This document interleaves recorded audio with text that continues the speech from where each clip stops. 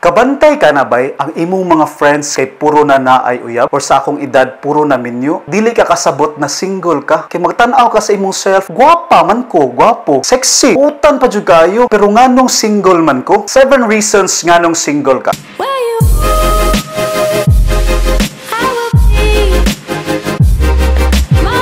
Number 1, unrealistic expectations. Taas kay imong standards bay na unrealistic na siya. Reason nga nung taas kay kag expectations is because wala kay experience. Membro ka sa SSB. Dili sakit sa baboy ha. Single since birth. Now, kung wala kay experience sa relationship, ang imong basihan sa ideal man or woman kay movies and novels, which is very wrong. Kay kanang movies ug novels bay, sobra ka perfect. Sana all perfect. So, experience relationship, try lang uyab-uyab bay. Sometimes we find love sa people na least na to expect. Number 2 reason, you still have a broken heart. In love pa kaayo ka sa imong ex. Dapat ex na gani, over na. Ang problema sa atoa bay, mangita ta og rebounder. Kana siya na relationship, it will never last. Because your heart belongs to someone else. Sakit-sakit rakas dughan. So give yourself time to heal. Okay ra nang single ka ng panahon na. Recovering from a breakup can lead to self-growth. Mulambo kabay, mas kusgan. Number 3 reason, naa kay bias na timbangan. Unsa man adong pons. Every time makakita kag potential partner, muandar din na atong weighing scale sa atong utok. For example, makakita kag gwapo. Hala, kagwapo ni Dudong. Muandar din na sa imong utok. Hala, murag gwapo ra kaayo siya para nako. Or makakita ka,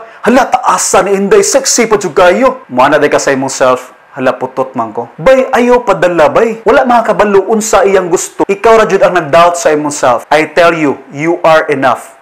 You are more than enough. Number 4, same routine every day. Dili ka may expect, uy, namahalin ka if same ra imong routine every day. Same kag kauban sa lunch, same circle of friends. You need to go out of your comfort zone. Need ka maglaag-laag usahay, ay sigpundo sa balay. Now, if you are introvert, dili man na problema. Apil ka og groups na pareha og hilig nimo.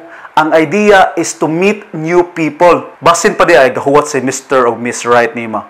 Number 5 reason na trauma sa love. Ipasakitan ka niya bay. Sakit kaayo. After nasakitan ka, ni-create ka og wall. Okay ra siyang wall bay because you will have time to heal. Ang problema nato bay, dili na ta mohawa sa wall. Diha na lang kita permi. Bay, take the risk. Break that wall. But my advice is slowly and gently. Think lang na every mistake is a lesson. Try lang jud. It's worth it. Number 6, wanting love for the wrong reasons. Romantic relationship is not a need, is a want. But you should want it for the right reason. Usahay mangita ta og love kay sad kayo ta. Mangita tag someone to fill the hole sa atong heart. Ang problema manggod ana bay, miski naa na kay pares, you will never be happy. Kana siya mag-cause na og pressure sa imong partner, dili mo mulas. Dapat kabalo ka, nganong sad ka? Dili ka magdepende sa ubang tao para ma-happy bay. You can do it yourself. Figure it out first kung unsay nakasad nimo. Fix yourself first. Find happiness within. Ayaw pangitag happiness sa ubang tao. In that way, diha na ka mo grow o mahakitag pares na para imuha jud. Number 7 reason, career-oriented or you value your freedom too much. There's nothing wrong by na mo-focus ka sa imong career.